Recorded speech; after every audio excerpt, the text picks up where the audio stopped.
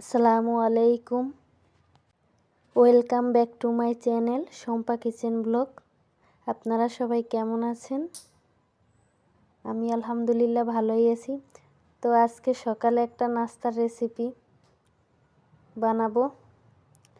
তো এটা হচ্ছে আটা, কিছু চালের গুঁড়া, পেঁয়াজ কুচি, কাঁচামরিচ কুচি, লবণ, হলুদের গুঁড়া, একটু মরিচের গুঁড়া, তারপর আদা রসুন পেস্ট দিয়ে পানি দিয়ে ভালোভাবে এটারে ব্যাটার করে নিলাম। তো এইভাবে সহজেই নাস্তাটা ঝটপট তৈরি করা যায় এবং খেতেও কিন্তু অনেক সুস্বাদু। তো আমি ফ্রাই প্যানে এটা ভাজতে দিয়ে দিলাম। দেখেন,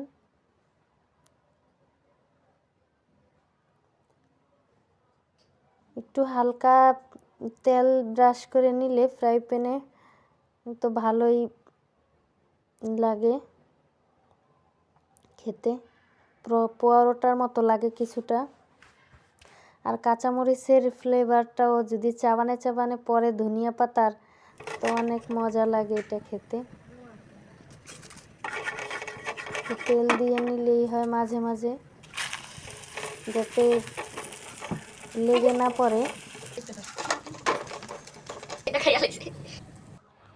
সকালের নাস্তা শেষ করে আমি শিং মাছ কেটে ধুয়ে নিলাম। ওটা শেষ, আমি এবার ধুতেছি। তাই এটা আমি এবার পেঁপের খোসা দিয়া বা পেঁপের ছিলকা বলে যে, ওইটা দিয়ে পরিষ্কার করে নিলাম। সুন্দরই হয়েছে।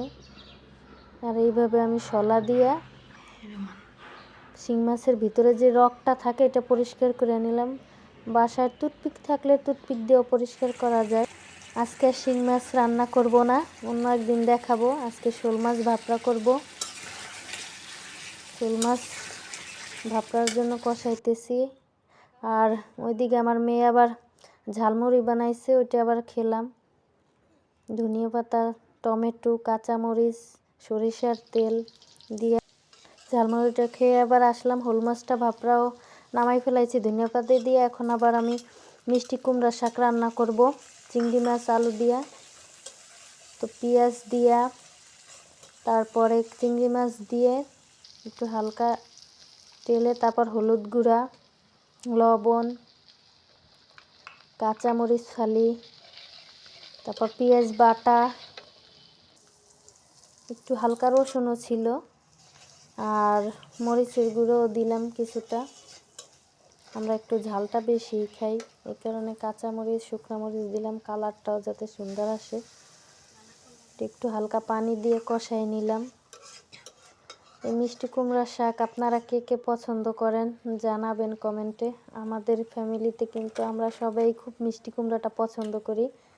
তো কষানো হয়ে গেলে এটার মধ্যে আলু দিয়ে আবার কিছুক্ষণ কষাইতে হবে ভালোভাবে। হরা দিয়ে ঢেকে দিয়েছিলাম। এর তো আমার কষানো হয়ে গেছে, তেলটা উপরে উঠছে।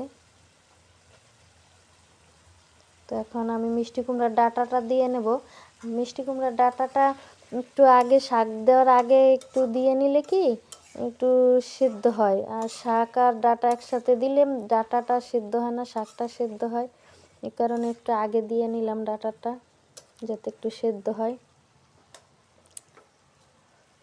আর শাক আর ডাঁটা একসাথে দিলে শাকটা টক লাগে, বেশি সিদ্ধ হয়ে যায়, ওটা আবার খেতে মজা লাগে না। তো একটু হালকা আমি গরম পানি দিয়ে নিলাম। তারপরে কিছু 2-3 মিনিটের মতো একটু ঢাকা দিয়ে আবার দেখলাম পানিটা টেনে গেছে, ভালোভাবে ডাঁটাটা দিয়ে কষানো হয়েছে। এবারে আমি শাকটা দিয়ে নিলাম। এই মিষ্টি কুমড়া শাকটা দিয়ে কিন্তু ভাত খেতে অনেক মজা লাগে। আমাদের ফ্যামিলির সবাই, আমার ছেলে মেয়ে, আমরা সবাই এটারে পছন্দ করি অনেক। মেয়ে তো অনেক পছন্দ করে। মিষ্টি কুমড়ার শাক দেখেই বলতেছে, আম্মু এটা কিন্তু চিংড়ি মাছ আলু দিয়ে রান্না করবা।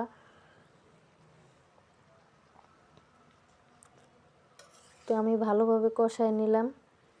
শাকটা একটু বেশি হয়ে গেছে, কড়ইটা ছোট, লাড়তে কষ্ট হইতেছে আমার।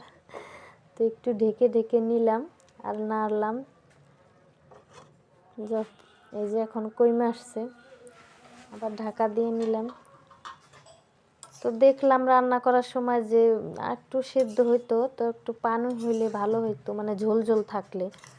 এই কারণে আমি আবার একটা বাটিতে কইরা একটু পানি দিয়ে নিব, ওইটার উপরে ঢাকা দিয়ে দেব ছড়া দিয়া। যে তো আমার পানিটা গরম হয়ে গেছে, তো এখন আমি পানিটা ঢেলে দিব এই শাকে। ঠান্ডা পানি দিলে আবার শাকের স্বাদটা নষ্ট হয়ে যেতে পারে, এই কারণে একটু গরম পানি দিয়ে নিলাম। দিয়ে কিছুক্ষণ আবার জাল করতে হবে, একটু ঢেকে উল্টাই পাল্টাই দিয়ে নিলাম। এইভাবে আপনারাও বাসায় মিষ্টি কুমড়ার শাকটা রান্না করে ট্রাই করতে পারেন, কেমন লাগে কমেন্টে জানাবেন। আমরা কিন্তু এটা দিয়ে ভালো মজা করে ভাত খেয়েছিলাম। তো আমরা দুপুরে খাবার খাইতে বসে গেছি আলহামদুলিল্লাহ।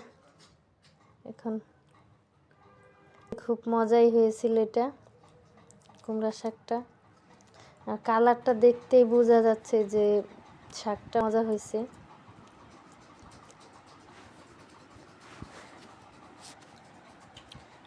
তো আপনারা ট্রাই করবেন।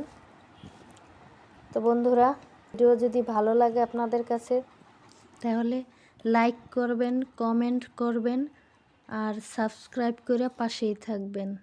আসসালামু আলাইকুম।